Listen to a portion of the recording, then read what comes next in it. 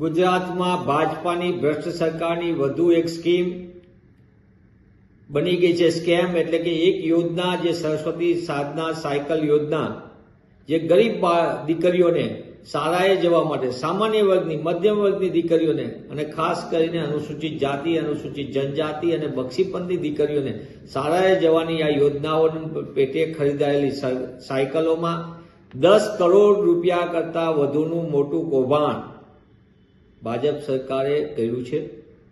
વારંવારની તપાસ, પુરાવા, સબ સ્ટાન્ડર્ડની સાયકલ, ધૂળ ખાતી સાયકલ, ભંગાર સાયકલ પણ સરકારે મોંઘા ભાવે ખરીદી, એટલે કે રાજસ્થાન ને અન્ય રાજ્યો કરતાં પણ મોંઘી ખરીદી સાયકલ, અને એ સાયકલનું વિતરણ કરવામાં પણ મોટા પાયે સરકારની વિલંબની નીતિ।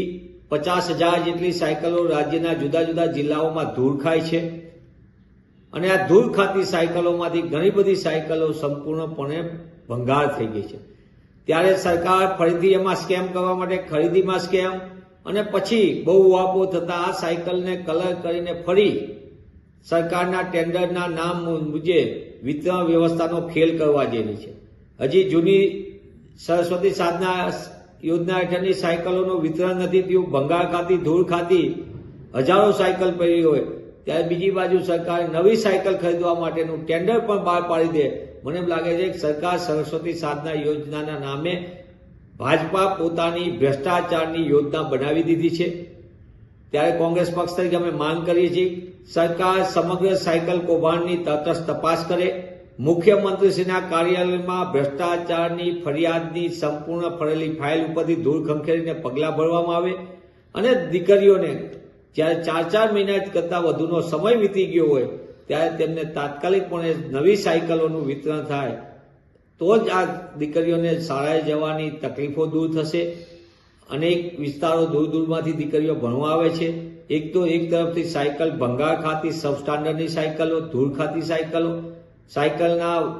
સાયકલ ન મળવાના કારણે અનેક દીકરીઓને સ્કૂલે જવામાં તકલીફ પડે, સ્કૂલે જવાનું બંધ કરી દીધું। અને ત્રીજી બાજુ સરકાર ગ્રામ્ય વિસ્તારની એક તરફ સાયકલ વિતરણ નથી કરતી, બીજી બાજુ નજીકની શાળાઓને તાળા મારે છે।